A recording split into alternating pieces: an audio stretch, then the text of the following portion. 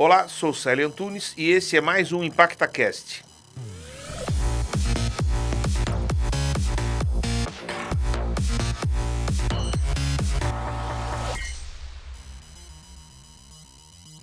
Sou Célio Antunes, engenheiro eletrônico, fundador e CEO do grupo educacional Impacta Tecnologia. Estamos em mais um ImpactaCast e hoje estamos recebendo Alexandre Fleury, que é psicólogo formado pela PUC do Paraná e também tem MBA em Gestão Estratégica de Pessoas pela FGV.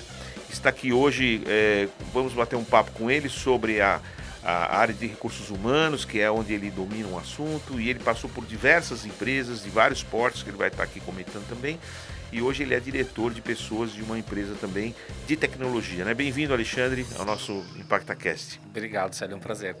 Prazer estar com você hoje aqui. E eu gostaria de perguntar, então, como é que tem sido essa sua carreira, né? Como é que você escolheu entrar nessa área da psicologia? Eu tenho uma irmã psicóloga que fez psicologia na USP, e ela, inclusive, ela é diretora de recursos humanos da Impacta. Então, alguma coisa eu aprendo, mas eu vejo que é uma ciência, assim, complexa. Nossa, ela é tão vasta. E entender a caixinha aqui, o que tem no ser humano, né? Não só na caixinha, são tantas coisas que envolvem, né?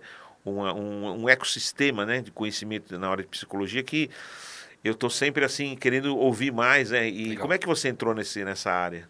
Olha, não era a minha área que eu gostaria de mesmo? entrar, foi muito interessante. Eu sou curitibano, mas eu já moro aqui em São Paulo há mais de 20 anos, e naquele momento de escolha do que fazer, faculdade, etc., na verdade eu queria ser ator. E eu já era ator, amador, e aí quando eu cheguei, né, para minha família, para meus pais, eu vou ser ator, eu quero fazer faculdade, né? Não vai fazer isso, não vai te trazer futuro, não vai te trazer dinheiro, tem que escolher outra coisa. E eu comecei a buscar. E aí a mãe de uma amiga minha lá em Curitiba fazia faculdade de psicologia. E uma vez conversando com ela, eu falei, opa, isso tem a ver comigo. Né? Essa coisa de escutar as pessoas, de entender e tal. Eu vou fazer psicologia. Aí fiz psicologia, só que ao mesmo tempo que fiz psicologia, eu também fiz teatro. Acabei me formando profissionalmente em teatro ao mesmo tempo da faculdade. E na faculdade eu acabei achando uma outra linha, que é a linha de educação também, só educação especial, em escolas de ensino especial. Então eu fiz estágios não remunerados e voluntários durante 5 anos da faculdade, nessa área. E quando me formei, a própria faculdade me indicou para o meu primeiro emprego, onde eu já entrei sendo responsável pela área de psicologia de uma escola especial. E acabei ficando mais 3 anos nessa escola. E aí, por destinos da vida, resolvi vir embora para São Paulo, achando que ia trabalhar como ator aqui, e não deu certo. Depois de 3 meses, eu falei, não é por aí. E aí, eu vou ter que começar a procurar um emprego em RH. Essa era a minha visão, né? E eu era uma área que eu não tinha nenhuma familiaridade, achava que não tinha nada a ver comigo. E aí comecei a trabalhar em empresas, em consultorias de recursos humanos, né? Que inclusive na Paulista, onde está a Impacta. E aí, depois de 2 anos em empresas de recolocação, de recrutamento e seleção, uma empresa de tecnologia mexicana, né, recebeu o meu currículo como indicação de um amigo de longa data para um temporário de 3 meses em recrutamento e seleção. E eu fui fazer a entrevista. Cheguei na entrevista, sabia que era um temporário. Falei, gente, eu não entendo nada de tecnologia, eu não entendo nada de recursos humanos, não é a minha praia, então não estou entendendo porque eu vou ser entrevistado. Tá, vamos conversar. Acho que foram 40 minutos de conversa, depois disso chamaram o diretor global mexicano para conversar comigo, fez uma entrevista também em espanhol, misturado com português, não entendi quase nada, nem sei o que eu respondia direito.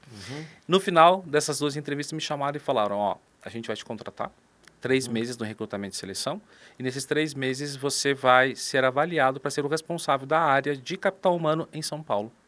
A empresa estava em São Paulo e no Rio de Janeiro. Falei, vocês estão malucos? Não, é porque a gente está 8 meses procurando uma pessoa para essa área e a gente está buscando os soft skills e os valores dessa pessoa que seja em sinergia com os valores da companhia. Você é o primeiro candidato em 8 meses que aparece que tem os mesmos valores que a empresa. E você pode aprender o que é RH, você pode aprender o que é capital humano e o que é o negócio, mas agora, aprender o valor não tem como. Eu fiquei 10 anos nessa empresa. Olha que bacana, hein? Então, assim, foi onde eu me formei como um profissional de recursos humanos ou de pessoas, né? E que entendi muito mais da tecnologia, do que é trabalhar numa empresa de tecnologia, com profissionais que têm um perfil bem diferente de outros profissionais, né? De outras empresas. E foi onde eu me formei e depois dali foi uma escalada, né? De recomendações para outras empresas de TI, né? Acabei fazendo meu nome dentro desse meio também.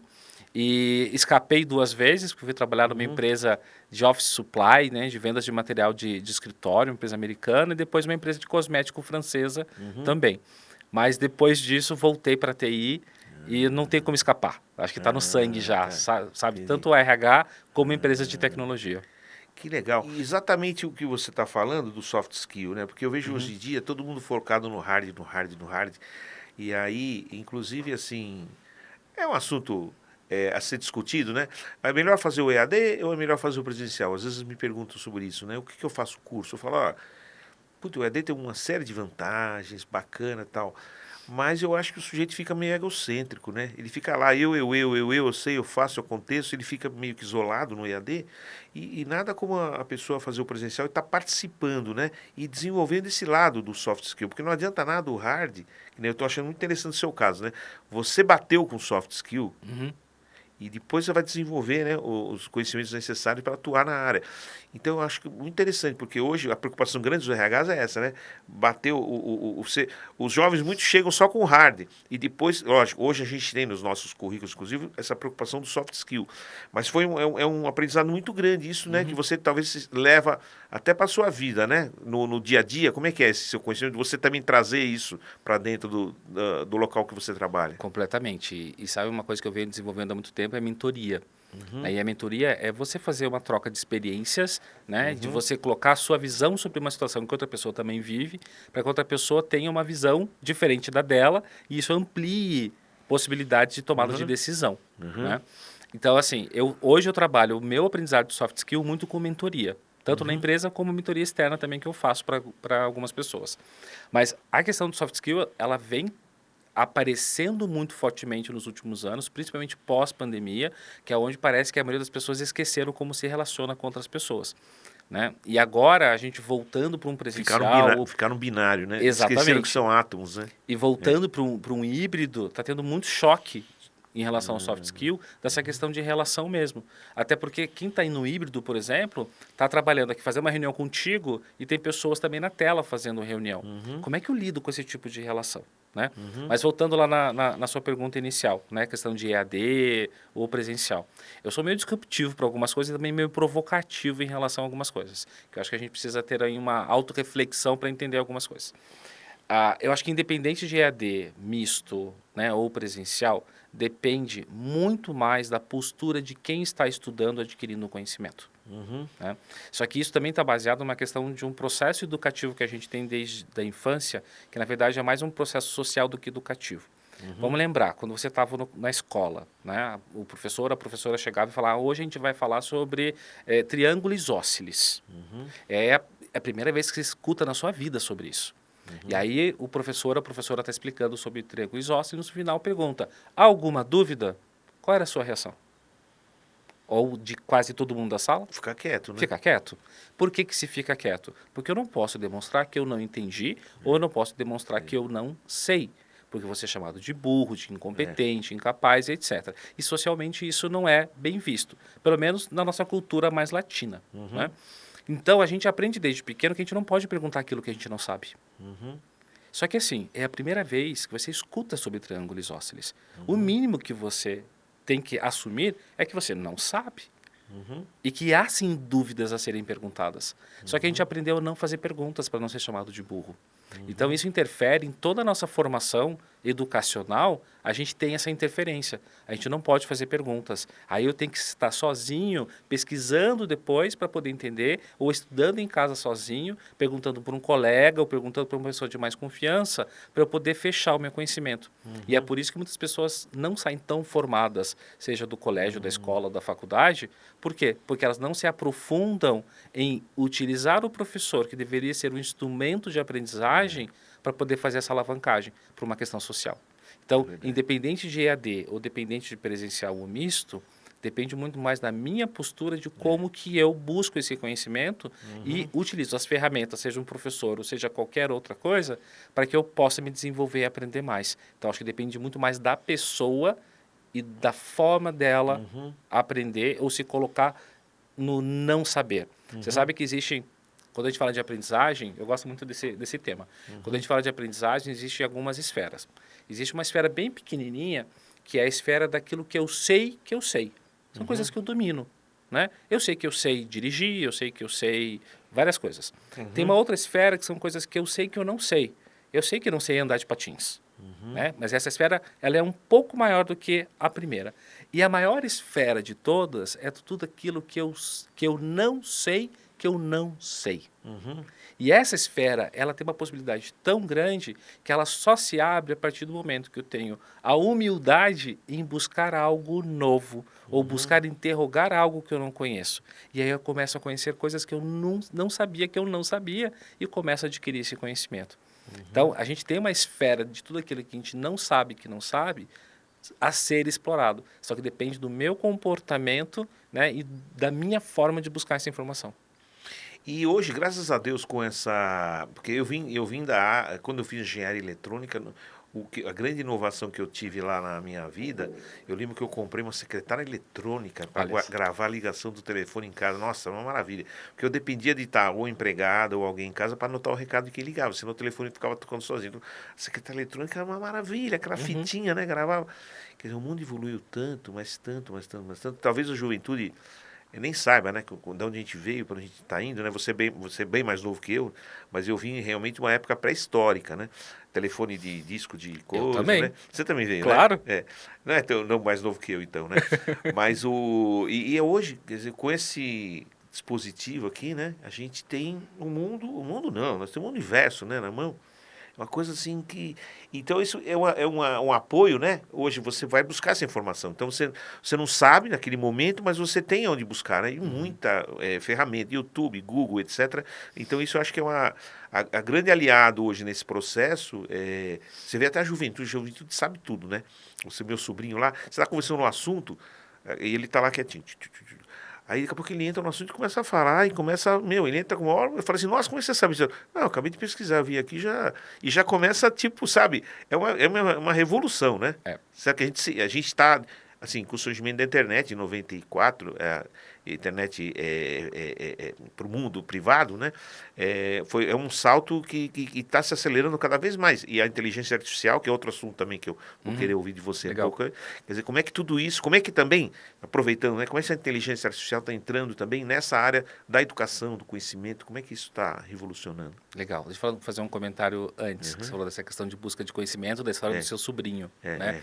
Uma coisa que eu percebo é que o conhecimento adquirido atualmente, ele é superficial, né? Por que ele é superficial? Porque a forma como a gente, né, capta informações ou busca informações é por redes sociais, muitas vezes, né? Ou por qualquer tipo de jornal, algo que a gente vê pelo celular. Só que as pessoas não leem as matérias. As pessoas leem a manchete e o resumo da matéria.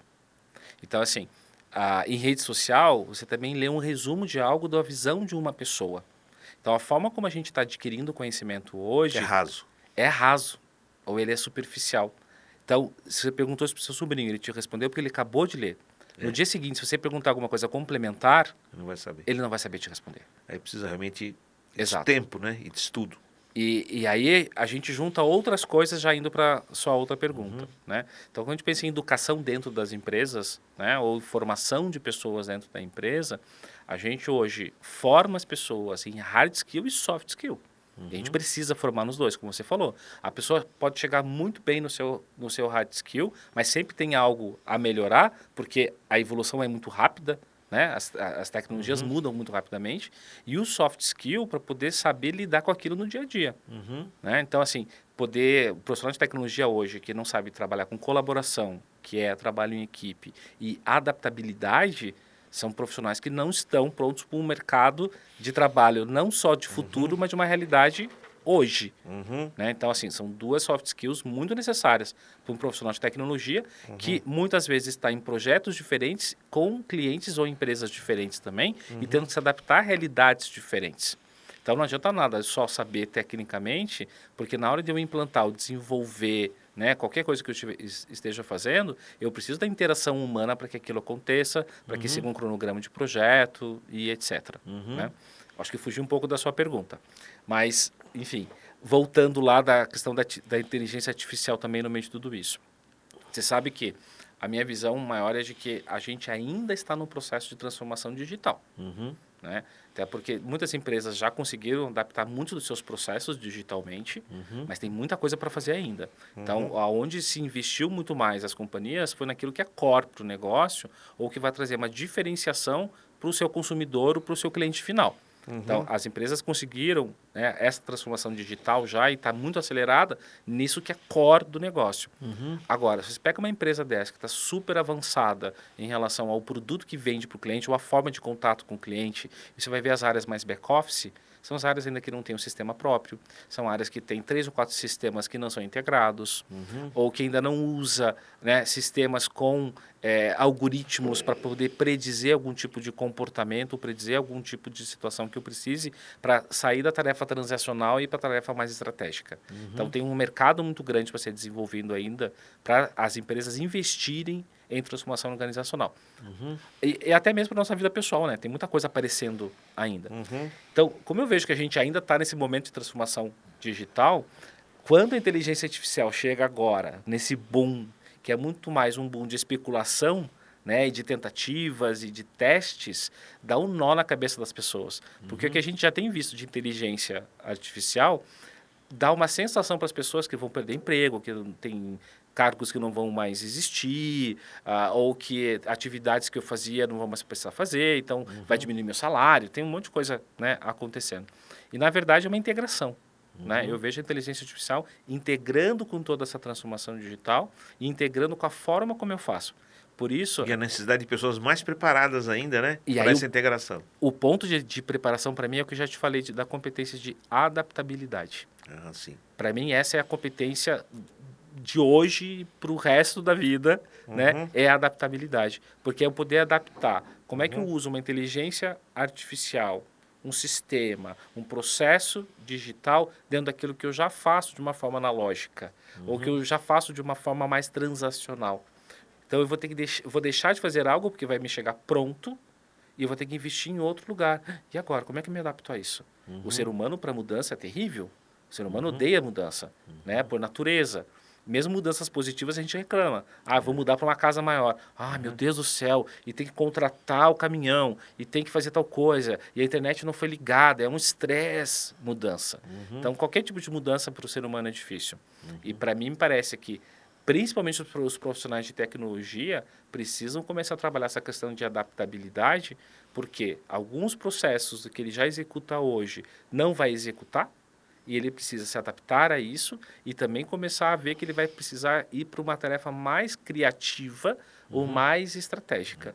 Mas aí é qualquer profissional também, né? Eu falo de tecnologia... Sim, mas todas as áreas. Todas as áreas. Então, assim, vão ter, sei lá, leitores de contratos jurídicos, né? Então, vai ter um leitor que vai te ajudar. O que é repetitivo lá vai ficando com a máquina, né? Então, tudo que é tarefa transacional, que é essa repetitiva e burocrática, ela vai deixar de existir nos próximos anos e tal, e a gente precisa se adaptar a isso. E as pessoas não estão preparadas para isso, porque elas estão acostumadas a fazer o by the book, fazer sempre da mesma forma. E vai ser um processo de gestão de mudança bem importante. Não, isso é fundamental. Tirar o proveito disso para você se tornar mais produtivo, né? E a sua inteligência tem que subir, né? Você tem que avançar e ser o maestro de tudo isso aí, né? É isso aí. É verdade. E você estava falando também de uma área também que você cuida bastante, que você gosta, essa parte de jornada de experiência do colaborador, Sim. né? Como é que é? É assim, isso é uma coisa que é uma teoria e é um processo, uma metodologia que já vem acontecendo há bastante tempo. Mas, recentemente, as empresas e as áreas de pessoas têm investido mais tempo. O que é a jornada de experiência do colaborador ou Employee Experience, como é conhecido? Né? É um ciclo com várias etapas, né, dessa jornada que é muito próximo da teoria da jornada do herói, né? Por isso vem a palavra jornada. E essa jornada de experiência ela começa desde o momento em que a pessoa conhece a empresa como possível marca empregadora. E ela vai passando por um processo. Então, alguém não conhece a Impacta ainda como marca empregadora, só conhece a Impacta como a empresa que fornece treinamentos, cursos, faculdade, etc. E aí, um dia me surge, né, uma propaganda da Impacta com uma vaga. Puxa, eu nunca tinha pensado na Impacta como um lugar para eu trabalhar. Deixa eu entender o que é. A partir desse momento começa a jornada dele com a Impacta. Vai começar a investigar o que é a Impacta como marca empregadora, vai conhecer a Impacta como isso, como marca empregadora, depois vai ter um interesse em querer trabalhar aqui, vai gerar um desejo, né? E esse desejo pode gerar eu mandar o meu currículo para me candidatar a uma vaga. Eu sendo contratado por esse processo de recrutamento, eu já saio da jornada do candidato para a jornada do colaborador ou colaboradora. E o primeiro momento dessa jornada de colaborador é o onboarding, quando eu chego dentro da companhia. Depois, toda a minha parte de desenvolvimento dentro da companhia, o engajamento e a minha finalização, que é o offboarding. Né? Se você vê tudo isso, é a mesma jornada de compra de um cliente ou um consumidor. É daí que o RH bebeu essa informação. Então, um cliente é a mesma coisa. Né? Então, eu vou comprar um telefone, né? Eu, primeiro, vou conhecer a marca do telefone, vou me apaixonar por essa marca de telefone, vai virar um objeto de desejo para mim, e eu vou fazer de tudo para comprar aquele telefone. E aquele telefone vai me trazer uma experiência tão positiva que sempre eu vou trocar quando mudarem de versão, porque é algo que me traz um prazer e me traz um retorno muito positivo. Me traz uma ótima experiência. Então, não vou mudar para o concorrente. Tá vendo? É a mesma coisa com a jornada de experiência da pessoa dentro da empresa. E isso é uma preocupação porque a gente hoje tem várias gerações trabalhando dentro das nossas empresas. Por mais ainda que a geração Millennium, Y e X dominam ainda o mercado de trabalho, a gente tem ainda não, mas a gente tem um grupo chamado de Baby Boomer, por exemplo, dentro das organizações. Lá na DIL, a gente tem uma porcentagem de 15% de Baby Boomers. É incrível, é excelente, né? E tem lá 10 ou 11% de geração Z, o que vai trazer um equilíbrio. Só que ao mesmo tempo que traz um equilíbrio geracional, também traz um conflito. Por quê? Dentro dessa jornada, olha que complexo e que interessante.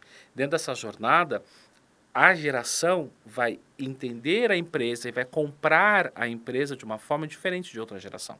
Então, a formação Millennium, a Y, o que ela vai ver? Quero entender quais são os valores dessa companhia, como que é o dia a dia, como as pessoas me tratam, se eu vou crescer rápido, eu vou entrar depois de quantos meses eu vou sair de desenvolvedor júnior para pleno. Né? Então, são essas coisas que ela vai se pegar e vai querer entender. A geração X vai entender quais são os valores da empresa. São os mesmos que os meus? Se são os mesmos que os meus, eu vou entrar nessa empresa por conta dos valores. Porque é isso que mais me importa. Né? Então, assim, lidar com tudo isso é importante e pensando num profissional de tecnologia é uma camada a mais dentro dessa jornada. Que ele acaba tendo uma exigência um pouco diferente de outros profissionais, até porque ele está num mercado de uma demanda muito alta de profissionais e com baixa quantidade de pessoas especializadas. Se formam muitas pessoas, né, todos os anos, em faculdades, aqui na Impacta, em vários lugares. Né? Mas ainda o profissional especializado ou formado, que é o grande boom, ainda é pouco perto da demanda que se existe. Então, ainda tem essa questão, essa característica do profissional de tecnologia que acaba se colocando de uma forma como se ele fosse imprescindível. E, com isso, acaba inflacionando salários, inclusive. Né? Então, assim, a jornada de experiência dele vai ser muito mais... primeiro, quanto que eu vou ganhar mais entrando dentro da companhia e entrando, como que vai ser meu desenvolvimento? O quanto que a empresa vai investir no meu desenvolvimento em quanto tempo? Porque ele quer crescer rápido, porque ele quer mudar de patamar rápido para poder ter uma diferenciação e uma compensação financeira também. Então, é uma outra camada. Então, assim, as empresas vêm estudando muito e vêm desenhando essa jornada não só, né, de uma forma geral para qualquer colaborador, mas também para públicos específicos internos que acabam tendo uma peculiaridade diferente e a gente precisa de alguma forma também se adaptar para atrair esses profissionais e engajá-los e conectá-los para que eles fiquem mais tempo dentro da companhia. Então, Alexandre, interessante tudo isso que você está falando, dessa jornada, né, de toda essa dificuldade do segmento de tecnologia que a gente está hoje, primordialmente vamos falar, mas em vários segmentos acontecem. Eu também estou na área de tecnologia são 40 anos já. Então, assim, eu sou engenheiro, como eu falei, e trabalhei numa maior indústria de computadores do Brasil durante 10 anos, na década de 80, na maior fábrica do Brasil, e já tinha falta de técnico de suporte técnico, porque estavam vendendo computador na época, né? Que eram CPUs gigantes, assim, caro pra caramba, e não tinha técnico de suporte. Então, comecei a Impacta nasceu para cobrir um déficit de suporte técnico. E de lá para cá, criamos 1.500 cursos, a faculdade, né? E foi sempre correndo atrás, na realidade, porque a demanda chega, bate e a gente cria o curso e começa a treinar, porque senão não fecha a conta, não tem gente no mercado. E a gente é pioneiro nesse mercado e assim, e foi abrindo. A gente tem muito tempo procurando criar solução para essa jornada. E eu vejo que a dificuldade, quer dizer, nós aqui temos procurado não só o conhecimento, como eu falei, o hard skill, o soft skill, mas toda essa expectativa, né, dessa juventude cheio de coisa, com muita pressa. E nós temos até projetos sociais. Tem um projeto do governo do estado, do estado de São Paulo, foi divulgado sobre aquelas 120 mil bolsas de TI, 60 mil Impacta que doou. Foi uma doação de 184 milhões de reais. A gente doou para o governo do estado e ele chamou os jovens de baixa renda, do ensino médio, quem já tem um formado do ensino médio. Aliás, das 60 mil bolsas que a gente doou, grátis, né? Você vê a dificuldade, hein? 12 mil só eu consegui preencher. Curso da Impacta, que é um curso bom, e a trilha de Back-end Developer e a trilha de Engenharia de Dados. Que incrível. Só tem... Então, com propaganda, com tudo, e blá, blá, blá. Meu, tá faltando um candidato, tá faltando... Eu falo assim, falta milho para fazer pipoca. Até os milho, não tá chegando milho aqui embaixo pra gente comer pipoca. Tá dificuldade de trazer gente. Tem até essa... o jovem, até que a gente foi buscar o da renda baixa, tal, o medo que ele tem também de falar, mas isso é coisa de nerd, isso não é coisa para mim. Tem uma certa barreira, uma certa coisa, que assim, e aí eu fico preocupado, como é que a gente vai ajudar a resolver esse problema? Fora quem já está dentro, que você já achou e já internalizou, eu tenho preocupação com a base de novos entrantes. É onde eu vou querer ouvir falar de você também, talvez seja o próximo passo aqui, do que você faz hoje. Porque essa base de entrantes não é só o jovenzinho que a gente pode buscar lá na baixa renda, etc., para novos entrantes, mas pessoas que têm uma condição, um conhecimento, lógico, matemático, alguma coisa que ele possa voltar a sua carreira para essa área de tecnologia. E é o que você faz hoje da empresa que você atua, não é isso? Como é que funciona? Sim, eu vejo de várias formas, né? Se a gente for pensar em específico em jovens, né? Como se fala de baixa renda, acho que a gente tem que articular parceiros para que as coisas ocorram. Acho que a gente só ir de uma forma buscar não vai ser suficiente, porque de repente eu estava pensando quando você falou, será que algumas pessoas não se candidataram pensando, puxa, mas eu não tenho dinheiro para comprar um computador, então eu não vou conseguir fazer esse curso. Será que isso foi pensado? Então, assim, eu acho que tem outras coisas para se pensar que compõem uma decisão ou não. Até porque a área de tecnologia é uma das áreas mais desejadas do mercado hoje em dia, né? Por conta da transformação digital, a inteligência artificial. Então, eu tenho certeza, né, que tem muita gente interessada em querer entrar nessa área, porque é uma área que mostra algo promissor de carreira e de ganhos também financeiros. Mas será que as pessoas têm as condições, né, sociais ou até financeiras de poder fazer um curso? Será que ela tem como pagar um transporte público se for presencial? É EAD, nesse caso é EAD. Beleza. Mas Será ele que precisa tem ter internet necessária? fazer no celular até dá para fazer. Eu acredito que hoje a juventude até, não sei também se eu tô criando um padrão que não existe. Pode ser. Mas pode ser que o celular dele seja realmente tão limitado que ele possa até não conseguir assistir. Depende de banda, de capacidade de internet, de repente são pré-pagos, não são pós-pagos, você tem uma limitação maior, você tem que investir mais dinheiro para ter internet e conseguir, ou você não tem um computador, que seria mais fácil você fazer, ou você não tem um espaço dentro de casa, né? De repente é uma casa um pouco menor, com mais pessoas, e você não tem o espaço necessário para isso. Então, de repente, pensar em outras coisas, e como que eu articulo com ONGs ou outras instituições para fazer com que, sei lá, numa comunidade específica, você tem uma ONG dentro da comunidade, reúne todos dentro dessa ONG para fazer treinamento lá dentro. E oferecer esse tipo de apoio e suporte pode ser que chame mais pessoas também. Então, assim, eu vejo as empresas e a gente também, né, tentando captar e atrair pessoas no mercado de várias esferas diferentes, mas a gente não pensa num todo para isso. Né? Qual é o suporte que a gente dá? Por exemplo, o nosso programa de estágio, né, de busca de estagiários, se chama Challenge Júnior. Né? Ele é júnior porque a gente tem o Challenge, que é um programa de profissionais que já estão na companhia hoje, que é um hackathon anual que a gente faz, e as pessoas se dividem em grupos de projetos e desenvolvem novos produtos para a companhia, para a DIL, no caso, e aí o melhor ganha lá um prêmio no final e também uma possibilidade de a gente implantar aquilo nos nossos clientes. Então é uma forma da gente melhorar também, né, os nossos produtos e serviços que a gente entrega para clientes. Então o Challenge Júnior é o de estagiário. Quando a gente abre o Challenge Júnior, a gente recebe 3.000 currículos, mais ou menos. E aí a gente faz uma grande triagem, mais ou menos de 300, e a gente pede para as pessoas fazerem um vídeo se apresentando, né? Um vídeo curto se apresentando. E nesses vídeos a gente já começa a ver essa questão de soft skill que você falou. Né? As pessoas que têm uma propensão de soft skill, né, necessária para aquilo que a gente precisa para o mercado e também para o fit cultural da nossa companhia. Aí a gente faz mais uma sessão, né, de seleção dessas pessoas, com entrevistas e etc. E depois o anúncio que a pessoa vai começar a fazer o estágio. Ela começou o estágio, ela fica nos primeiros 3 meses só estudando. Então são 3 meses de estudo de hard skill e de soft skill junto com a nossa área de people. Para quê? Para formar aquele estagiário e dar uma segurança maior para ele. E depois disso a gente vai colocando o estagiário como sombra ou dentro de projetos dentro de clientes, com aqueles clientes que aceitam, ou internamente em desenvolvimento interno da companhia também, para ele sentir mais segurança. Então já vão ser 6 meses de formação. Nesses 6 meses de formação, a maioria deles já estão praticamente como júniors para entrar em projetos. Então, legal. é uma forma da gente dar esse apoio, mas a gente precisa dar esse apoio. Precisa dar formação, precisa explicar, precisa trazer junto, fazer mentoria com esses profissionais júniors. Então, isso é uma coisa que a gente vem fazendo. Outra coisa que a DIL faz também e outras empresas fazem é resgatar profissionais de tecnologia que não estão mais no mercado. Então, a gente tem um programa chamado F5 Refresh, que é a contratação de profissionais 40 a mais. A gente teve uma dificuldade também, porque a gente começou o F5 o ano passado e a gente colocou como 50 a mais. E a gente teve dificuldade de conseguir candidatos com mais de 50 anos que quisessem se candidatar. Qual é o propósito, né, desse programa?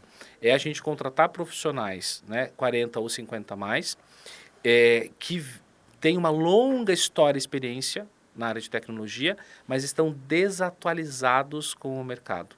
Então, a gente contrata para reintegrar esses profissionais no mercado de TI e também para poder dar um refresh, né, no conhecimento deles em relação ao que é tecnologia hoje. Então, os primeiros meses, né, também os primeiros 3 meses, é um banho de loja técnico e também de soft skill para esses profissionais, para eles se reintegrarem e, ao mesmo tempo, a gente entender qual pode ser a especialidade. Essa pessoa ela vai se adaptar mais sendo um desenvolvedor, ou um Scrum Master, ou até um gerente de projeto, um Tribe Leader, e a gente vai desenvolvendo as pessoas aí dentro desse programa também. Então, é uma outra forma, né, da gente começar a encontrar uma balança de contratação do mercado. Por quê? Porque a gente acaba buscando os mesmos profissionais que qualquer outra empresa. Um diferencial da DIL, por exemplo, a gente é Anywhere Office. Logo depois da pandemia, continuou no remoto. A gente não tem nenhuma exigência, né, de híbrido ou presencial para qualquer profissional da companhia. E a gente tem hoje, então, cerca de 400 colaboradores que estão distribuídos em 120 cidades diferentes no país e 22 estados. Nossa. O que isso é interessante? Isso traz uma diversidade cultural muito legal e, ao mesmo tempo, a gente não está buscando os mesmos profissionais. Então, se a gente for pensar, né, numa empresa 100% presencial, por exemplo, né, aqui em São Paulo, vai buscar profissionais só de São Paulo, que todo mundo busca. E os profissionais de outros estados? Tem muita gente se formando em outros estados. Então, isso é uma coisa que ajudou muito a gente também na atração e no engajamento de pessoas. E isso é uma coisa bacana também, porque a gente tem alguns relatos internos, né, de dealmakers, que a gente chama, das pessoas falando, poxa, eu morava numa cidade no interior da Paraíba, eu tive que sair dessa minha cidade para ir para uma capital, ou para João Pessoa, na própria Paraíba, ou ir para o Recife, né, para eu conseguir um emprego que me desse algo melhor como carreira e como salário.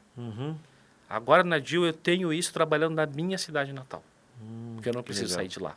Que bom. Então, tem uma questão de empregabilidade dessa galera, de profissionais excelentes que a gente tem, né, nesse mundaréu que é o Brasil, e que a gente acaba não pensando. Verdade.